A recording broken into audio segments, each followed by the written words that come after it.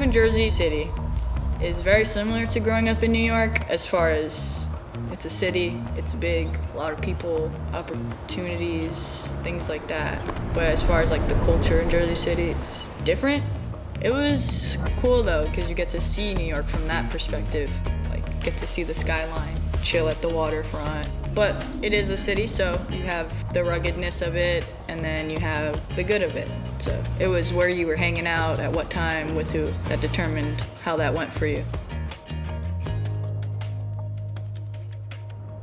I was definitely the only girl for like a long time, but it definitely didn't define my experience as a skater. When I was in school, there was no places to skate and learn anything. So actually I started trying to push a skate program for the school. It wasn't gonna happen while I was there, you know? A lot of things to write, a lot of people to convince. So my little skate park growing up, it was an abandoned hockey rink. So when you pull up to the park, it's like just this tall fence. Sometimes it would be locked, sometimes it wouldn't. There was like little boxes that someone built, maybe like one flat part that kept getting stolen. And then eventually we got ramps and stuff, and that's where I started going there a lot more. At the time, it was just like the smoothest ground in comparison to skating like the street. Even though it wasn't much, it helped me excel in my skating so much just because it was more things there than in front of my house. And it might not have been the best, sure was like the worst, you know? Also, I feel like when you grow up skating something so sketchy like that, anything after that is like a sick setup.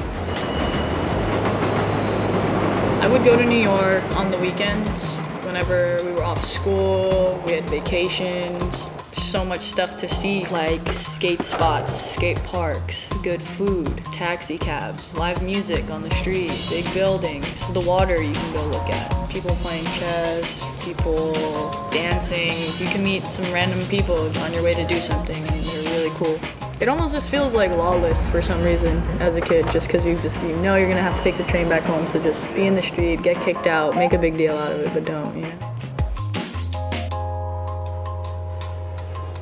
When I was old enough to make a move, I chose not to go to New York just because everything skateboarding that I saw was coming out from LA, and I kind of knew that was just the place that I had to be. Once I got here, I got a job at a pizza shop. I got into a routine where I would make it happen though, like if I worked in the morning, I would skate at night. If I had the night shift, I would skate in the morning. It just had to be done that way. I couldn't just only skate on my days off, you know? Especially when you're on a mission to get stuff done.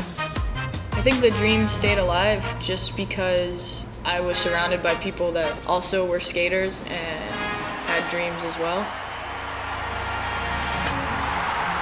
I didn't know Street League was going to work out that way, honestly. It would cross my mind like, you know, one day that would be really cool. And then when I went to London, same thing, I was like, one day that would be really cool. And I guess that was the day. It was very surreal. It's still surreal.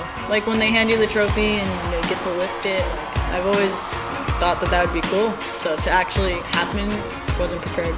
Probably the best day of my life, for sure. And we have Jenn Soto, the winner, Jenn Soto, 2018 SLS London Women's Pro Open winner, Jenn Soto.